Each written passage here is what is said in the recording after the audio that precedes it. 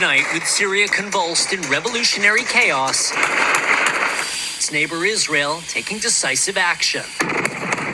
Israeli warplanes carrying out strikes across the country, leaving this airbase near Damascus in flames, according to the Syrian Observatory for Human Rights. The target, Israel says, military sites, including the Assad regime's stockpiles of chemical and biological weapons, which it fears could fall into the hands of extremists. The only interest we have is the security of Israel and its citizens. Bashar al-Assad, Syria's toppled dictator, used chemical weapons against his own people during 13 bloody years of civil war.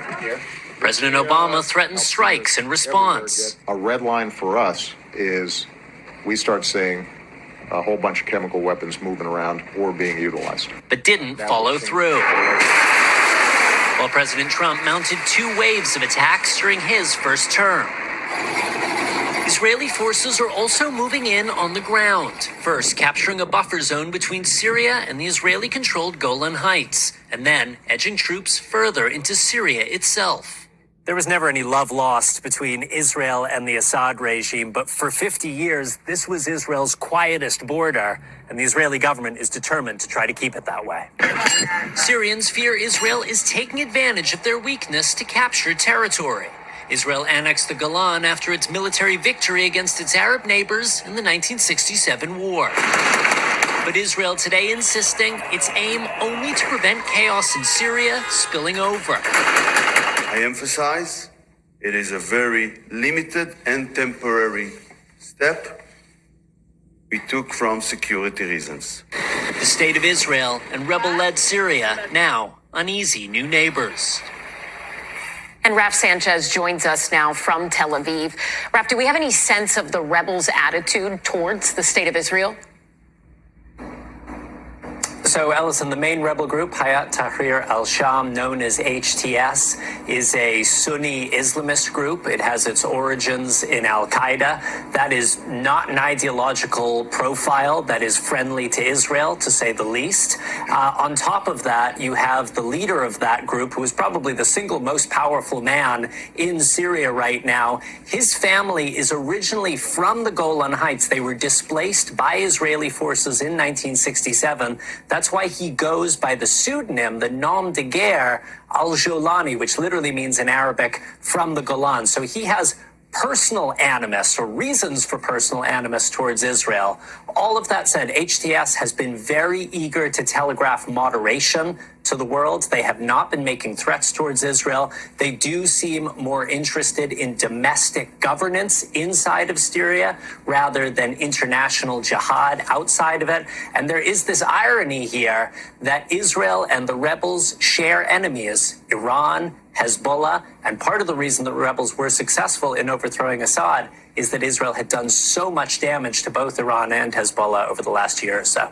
Allison. And Raf, when you're speaking with your sources in the region, what do they and other experts think the fall of Assad could mean for the broader conflict in the Middle East? Yeah, it's a really good question. So big picture, it is clear this is a major blow to Iran. Syria was a key part of Iran's chain that linked them with Hezbollah on the Mediterranean. Their ability to project power throughout the region pretty severely limited now that Syria has been overtaken by the rebels. Prime Minister Benjamin Netanyahu of Israel was actually at a press conference earlier today. He was making the argument that this leaves Hamas in Gaza more isolated because that is one more anti-Israel power in the Assad regime that has fallen away. And he is trying to make the case that this might make Hamas more open towards some kind of deal to release the hostages and to end the war. Proverbs chapter 21, verse 1. The king's heart is in the hand of the Lord. As the rivers of water, he turneth it whithersoever he will. I want to give our praises and honor to Yahweh, Bahashem, Yahushai, Bahashem, Rakah, Kodash, forgive me the spirit, to do this lesson. This is a World War III update. As you see in the clip before, you have the fake Jews, the gutter rats, I call them. All right, you have them bombing the shit out of Syria.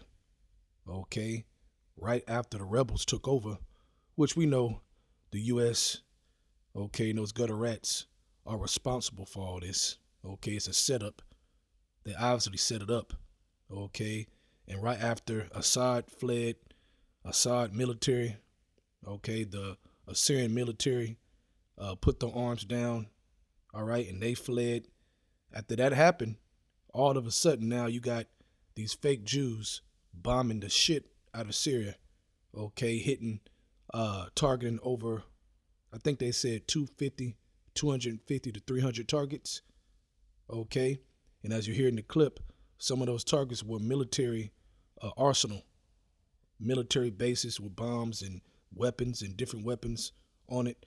And you hear they mention about the chemical weapons, which they say those are the same type of weapons that Assad used against his own people years ago, okay, which even at that time, he was saying that it was the fake Jews that did it. They're the ones that set up the whole, the bombing of the chemical bombing that messed up a lot of Syrians some years back, okay, during this whole thing leading up to now. Okay, but the reason why I started with Proverbs 21 verse 1, I'm going to read it again. The king's heart is in the hand of the Lord as the rivers of water. He turneth it whithersoever he will. Right. Okay, so what the Lord is doing, he is controlling this whole thing. He is controlling this whole thing, man. Okay, the Lord is playing chess with them, man. They ain't nothing but chess pieces that the Lord is moving when he wants to move it. Okay, so when those fake Jews were asleep, the military, he put it in their mind to do that. Okay, to cause more chaos. All right, to cause more chaos. Okay, for a bigger gathering. All right, and the movement of that prophecy, gathering all these nations together. Okay, again, that's what we're seeing. So this is a World War III update. As you see, they're moving forward, okay, with taking over Syria. Okay, now, when it comes to Russia, Russia had military bases in Syria, and supposedly the rebels and Russia got a deal. They say, I don't know fully, but that's what I'm hearing. Okay, and plus they don't want to touch Russia, all right, because they know that would be a big mistake. Okay, so if the fake Jews saying, well, we're bombing the shit out of Syria because we don't want the rebels to get these weapons, but then you're backing, you in the U.S. are backing those same rebels, come on, man. It's a game. It's a game, man. Okay, so of course they're going to take the opportunity to bomb all those different spots and military bases. Okay, so Iran and Russia, especially Iran, okay, they're going to have to respond in some type of way moving forward, man, to what just took place. Okay, that's why Biden and them is calling it historic, an historic moment. So you got to understand what that means, why they're saying it that way, man. Like I said in my last lesson, Syria is a hot spot. It is a hot spot, man. Okay, they all want that position in Syria. Okay, for World War III, to be in a better position for World War III. But at the end of the day, Yahweh Bashim Shai is guiding their minds, okay, through all this, man. That's what we're seeing. And we just got to wait and be patient. But the gathering is happening right before our eyes. We just got to wait. So just a quick update to edify the hopeful elect around the world. Keep your watch. You got to keep watching. Watch prophecy. And I will continue through the Spirit to update you on the World War III updates. With that, I want to give our praises and honor to Yahweh, Bahashim, Yahushai, Bahashim, Rakah, Kodash, forgive me the Spirit, to do this lesson. Double honors to the elders of Great Millstone, and Shalom to Yaakam out there that's doing the truth and sincerity. Shalom.